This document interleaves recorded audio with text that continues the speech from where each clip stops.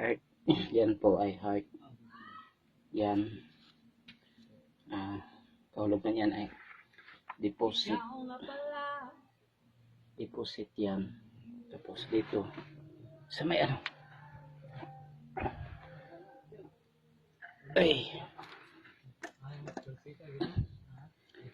Dito yung ano. Bang sign. Tapos yung X. Asan na yung X? Yan X. Yan yung X. Tapos nandito yung Japanese. Sige, kape lang mo. Kape ta kay Bugnaw. Ulan-ulan. Nandito yung Japanese. Ano? Japanese writing. Yan. Japanese writing yan ho. So, yan ho. Japanese writing.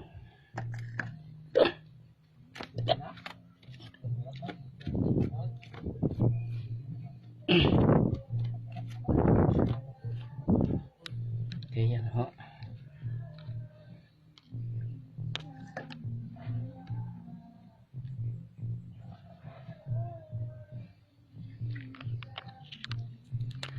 Tsaka yan.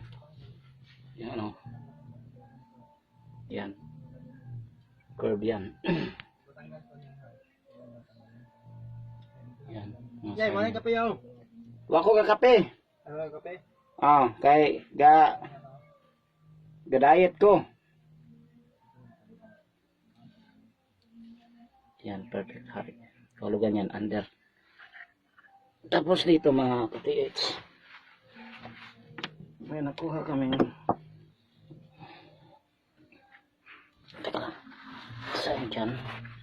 Ito, ang kahulugan nito ay deposit. Meaning yung hindi pala, treasure here. Dyan ito namin nakuha sa ano, sa gitna. So, kahulugan yan, treasure here. Maraming mga marker na nakuha namin dito. Ito, heart to. Diyan na yun. Yan, heart yan. Yan yung grape. Hindi klaro. Siya klaro. Saka ito naman. Yan. Yung bato na yan. Pinutol nila. Kinerve nila yung ano. Yan. Teka lang.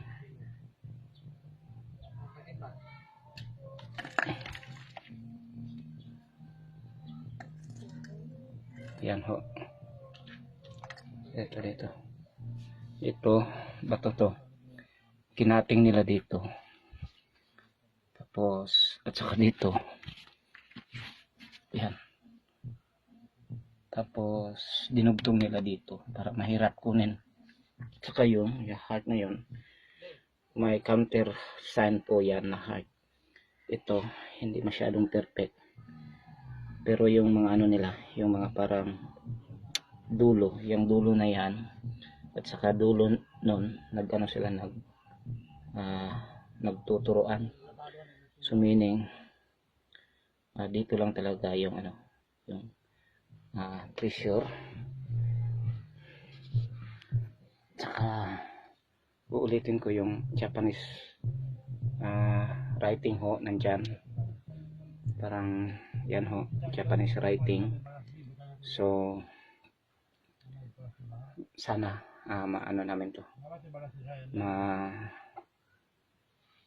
ma-recover at naway pagpalain po tayo ng ating Panginoong Diyos na makapangyarihan sa lahat.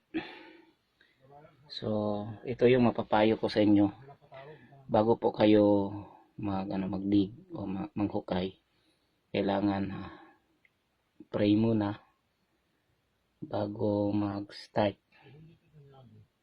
bago kayo magsisimulang maghukay, dahil para patnubayan tayo ng ating Panginoong Diyos.